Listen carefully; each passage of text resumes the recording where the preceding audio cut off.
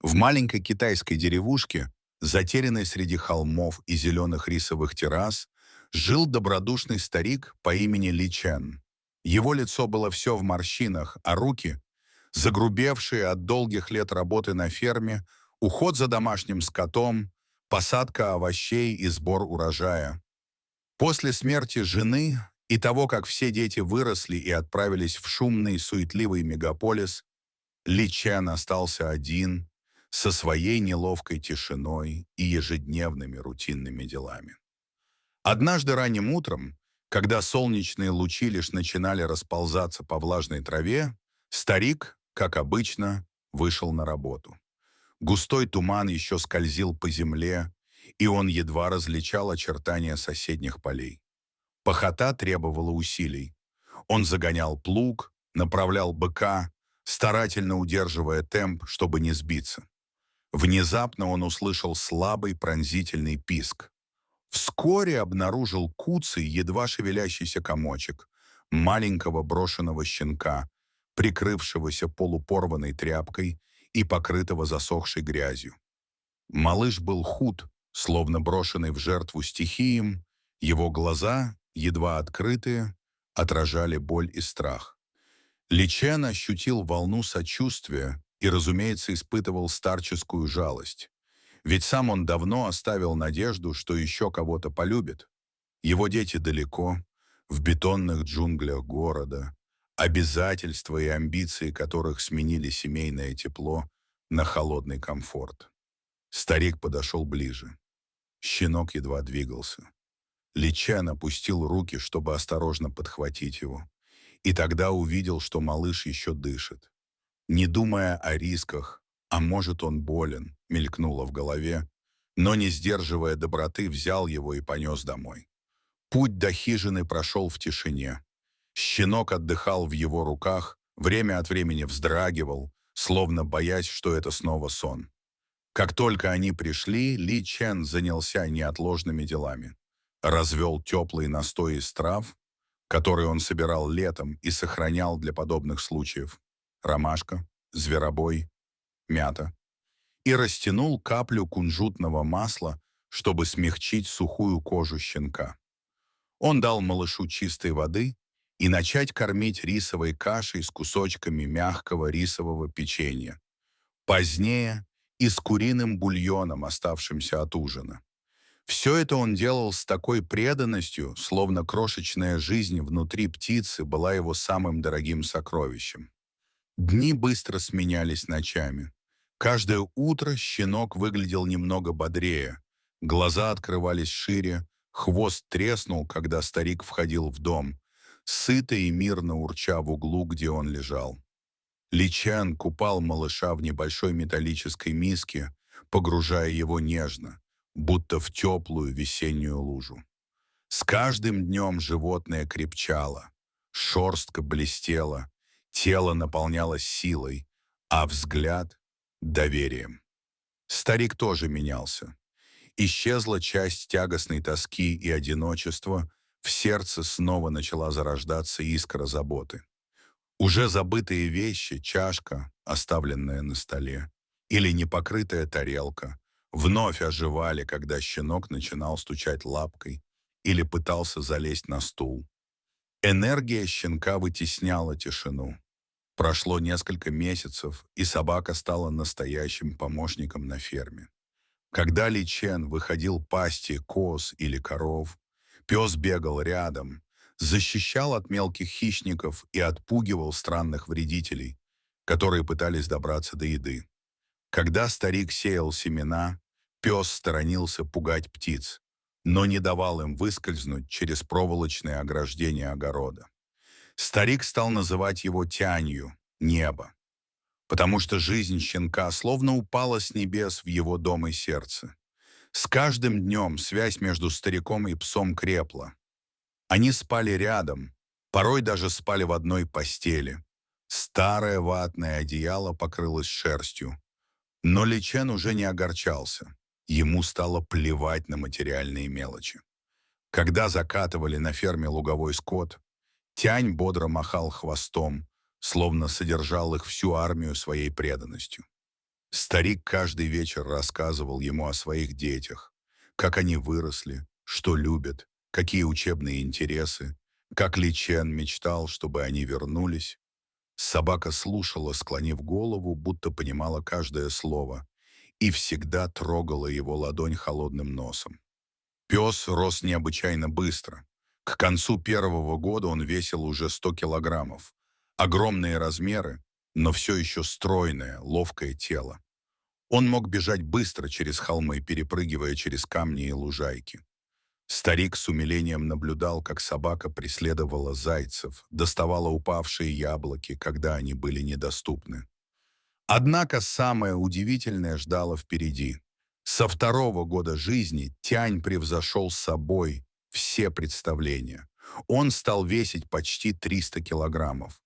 Для сравнения, медведь бурый, живущий в сопредельных горах, весит примерно столько же, иногда даже немного меньше. Такой массивный пес не мог оставаться незамеченным. Жители соседних деревень с любопытством подходили, обсуждали, фотографировали необычное животное. Соцсети наполнялись фотографиями. Люди присылали снимки, комментировали, делились удивлением. Некоторые сочувствовали старику, говоря, что он долгое время не понимал, как это возможно, и боится, что собака может болеть или застаться с ним лишь недолго. Сам Ли Чен, хотя и радовался невероятным размерам пса, постепенно начал испытывать тревогу. Где-нибудь что-то пошло не так. Как такое огромное животное могло вообще быть здоровым? Может, бытуют какие-то страшные болезни или генетические отклонения, думал он. И вот в один ясный летний день, в разгар сезона урожая и расцвета трав, он решил отвезти Тяня к местному ветеринару в городке, где тот взвесит пса и проведет обследование.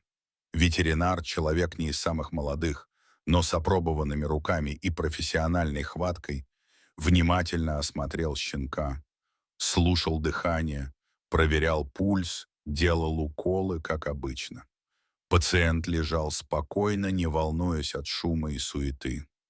Затем ветеринар извлек инструмент и начал тщательно изучать данные. Ли Чен стоял рядом, прижав к груди один конец ремня. Глаза старика были полны тревоги. Прошло несколько минут, и доктор огорошил. Удивителен. Согласитесь, редкая находка. Но поводов для беспокойства нет. У вас передо мной самец с генетической мутацией, которая влияет на рост и вес. Это не болезнь. Его органы и кости нормально развиты, сердечно-сосудистая система функционирует хорошо. Выходя из нормы, но не опасно. Старик не сразу мог вымолвить слово. Счастье перелилось через края. Поток эмоций, от боли к облегчению, потом к радости. Все это пронзало его. Он посмотрел на огромного Тяня, который лежал рядом, притихший после осмотра, с мягким выражением на морде и чуть приподнятым хвостом. Старик улыбнулся. «Ну, небось, никто не скажет, что ты обычный пес», — тихо произнес он. «Но ты мой, и твои размеры не помеха». Из клиники старик и славный пес вышли как герои. Один с гордым видом, другой с усталой, но удовлетворенной походкой. Люди, которые ждали снаружи, аплодировали, делали селфи, подходили поближе. Казалось, что весь городок собрался, чтобы поздравить этого необычного дуэта. А Ли Чен гордо держал голову. Рядом с ним шел его спасенный питомец, его преданный друг. С тех пор в жизни старика все изменилось. Он получил известность, к нему часто приезжали с экскурсиями школьники, да и взрослые не отставали. Приезжали просто посмотреть. У него порой спрашивали: «Как вас зовут?» «А пса?» А он отвечал с чувством и гордостью: «Я Ли Чен, а это мой поводырь и мой друг Тянь». Люди не понимали всю глубину эмоциональной привязанности, но видели, как старик гладит огромную шерсть, как с благодарностью смотрит на пса, как он тихо шепчет ему «Спасибо, что живешь».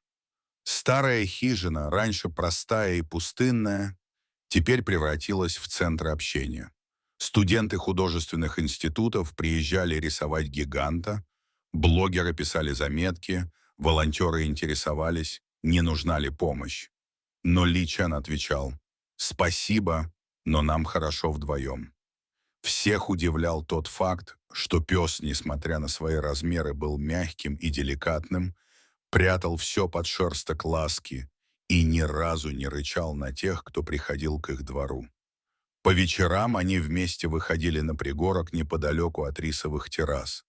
Старик усаживался на валун, а вокруг пшеница, ветер тихо колышет колосья, и облака на горизонте, розовые и золотистые, готовятся к заходу солнца.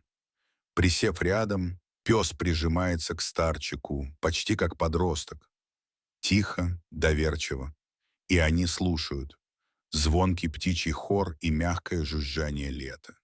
Тянь весил 300 килограммов, но каждый грамм этого веса был весом благодарности и любви. И Ли Чен, обнимая его за мощную шею, ощущал, как наполняется теплом, что жизнь все еще полна смысла и что добро, проявленное однажды, может вырасти в нечто великое и необычное. Эта история не просто о щенке, который вырос невероятно большим. Это рассказ о безусловном принятии, заботе и дружбе, пережившей одиночество. Это про то, как искренний жест любви способен изменить целую жизнь. Старика, который снова почувствовал себя нужным, и собаки, которая получила семью, дом и шанс на долгую, счастливую жизнь. Это напоминание каждому. Никогда не поздно начать все заново. И маленький акт доброты может привести к результатам, каких вы никогда не ожидали.